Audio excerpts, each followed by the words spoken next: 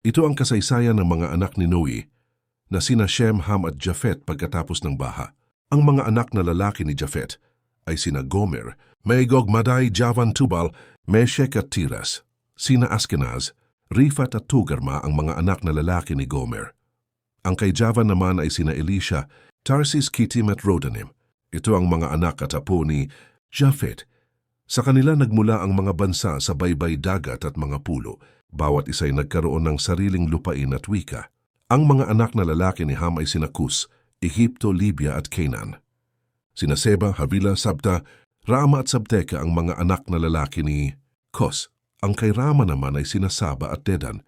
Si Nimrod, isa pang anak na lalaki ni Cus, ang kauna-unahan sa daigdig na naging dakila at makapangyarihan.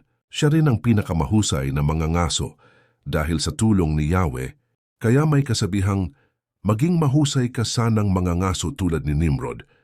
Sa tulong ni Yahweh, kabilang sa kauna-unahang kaharian, nasakop niya ang Babylonia, Erek at Akkad, pawang nasa lupain ng Sinar. Mula rito'y pumunta siya sa Assyria at itinatag ang mga lungsod ng Nineveh. Rehoboth-ir, Kale at ang Resen sa pagitan ng Nineveh at Kale, ang pangunahing lungsod. Si Ehipto ang ama ng mga taga-Lud, Anam, Lehab at Nafto, gayon din ng mga taga-Patrus, Kasluh at Kaftor na pinagmulan ng mga Filisteo. Ang panganay ni Canaan ay si Sidon na sinundan ni Hetwas kay Canaan. Dinagmula ang mga Hebuseo, Amoreo, Gergeseo, Kivita, Araseo, Sineo, Arvadeo, Zemareo at Hamateo. Simula noon, kung saan-saan nakarating ang mga Kananeo. Mula sa Sidon, ang kanilang hangganan sa gawing timog ay umabot sa Gera na malapit sa Gaza.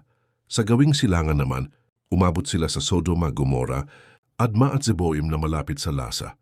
Ito ang lahi ni Ham na nanirahan sa iba't ibang lupain at naging iba't ibang bansa na may kani-kanilang wika. Si Shem, ang nakatatandang kapatid ni Japhet, ang pinagmulan naman ng lahi ni Heber.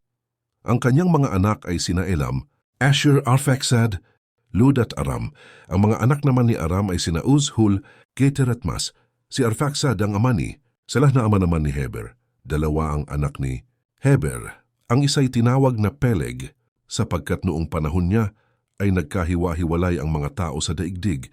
Ang kapatid niya ay si Joktan.